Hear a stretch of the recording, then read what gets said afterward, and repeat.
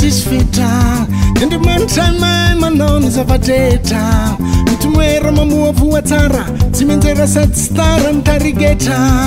tsisy fetra re tsisy fetra Andriamanitra mahay manao ny zava-drehetra mitomoera mamoa voa tsara tsy menjera sady tsy tara ny tarigetra itaro ny valako e tsy mandroso no alako e velaro ny faritra antsakako ampiakaro amin'ny faevako itaro ny valako e tsy mandroso no alako e velaro ny faritra antsakako ampiakaro amin'ny faevako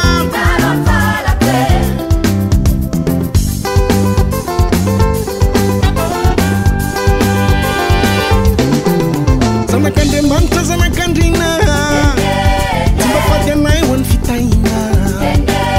sady lokasy re mateolojia tsy mba fady anay ny mahita fitia zanaka tsy manao tsinitsine leo zay ho ambinina fa tsy manine Andriamanitray tsy hitafena Andriamanitra tsy hitafesifeseny itaro ny valako e tsy mandroso no alako e velaro ny faritra anjakako ampiakaro any faevako itaro ny valako e tsy mandroso no alako e velaro ny faritra anjakako mierina ho any faevako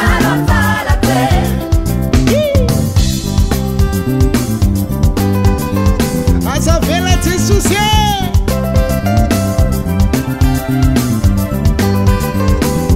Tan tsisy fetra Andriamanitra mahay manao ny zava-drehetra mitomoera mamoa voa tsara tsy menjera sady tsy tara ny tarigetra tsisy fetra re tsisy fetra Andriamanitra mahay manao ny zava-drehetra mitomoera mamoa voa tsara tsy menjera sady tsy tara ny tarigetra itaro ny valako e tsy mandroso no halako e velaro ny faritra anjakako ampiakaro any faevako itaro ny valako e tsy mandroso no halako e velaro ny faritra anjakako mierina ho any faevako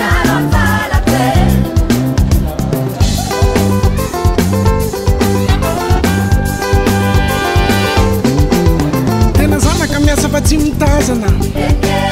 eny an-danitra ho ahony fahombiazana etsiketsika anao fa tsy detare etsiketsika mamoa voa tsara zanaka tsy manao tsinitsinina efa misy safodazy miambony farany ndreky zay vao hoe tena vity